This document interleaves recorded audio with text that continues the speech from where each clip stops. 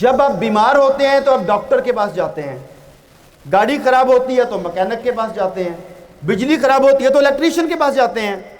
اسی طرح اگر کسی کو مالی مسائل کا سامنا کرنا پڑے، فائنینشیل پرابلمز کا، تو ہم تو پتہ نہیں کیا کرتے ہیں، لیکن پوری دنیا میں رواج یہ ہے کہ مالی مسائل کا سامنا کرنا پڑے تو وہ فائنینشیل کنسلٹنٹ کے پاس جاتے ہیں، مالیاتی مشیر کے پاس جاتے ہیں۔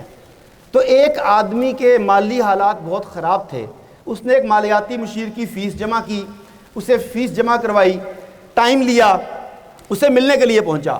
جب وہاں پہنچا تو اس کا خیال تھا کہ اندر ایک خوبصورت سی سیکرٹری ہوگی جو اس کا ہاتھ پکڑ کے کنسلٹنٹ کے پاس لے جائے گی، مگر جب وہ اندر گیا تو آگے 2 دروازے لکھے ہوئے تھے، 2 دروازے، ان کے اوپر چٹیں لگی ہوئی۔ ایک دروازے کے اوپر لکھا ہوا اپنا کام کرنے والے، دوسرے پر لکھا ہوا تھا جاب کرنے والے۔ وہ جاب کرتا تھا، اس نے جاب والا دروازہ کھولا، اندر گیا تو پھر 2 دروازے، ایک دروازے پر لکھا ہوا ماہانہ 10 لاکھ روپے کمانے والے، ایک پر لکھا ہوا تھا 10 لاکھ سے کم کمانے والے۔ وہ کم کماتا تھا، اس نے وہ دروازہ کھولا، آگے پھر 2 دروازے۔ ایک پر لکھا ہوا مہینے کا کم از کم 3 لاکھ بچانے والے، ایک پر لکھا ہوا تھا نہ بچانے والے، اس سے پیسے نہیں بچتے تھے، اس نے نہ بچانے والا دروازہ کھولا، آگے پھر 2 دروازے۔ ایک کے اوپر لکھا ہوا تھا ہر مہینے کم از کم 1 لاکھ انویسٹ کرنے والے، اور ایک پر لکھا ہوا تھا انویسٹ نہ کرنے والے، اس سے انویسٹ نہیں ہوتا تھا۔ اس نے وہ دروازہ کھولا تو وہ واپس سڑک کے اوپر تھا۔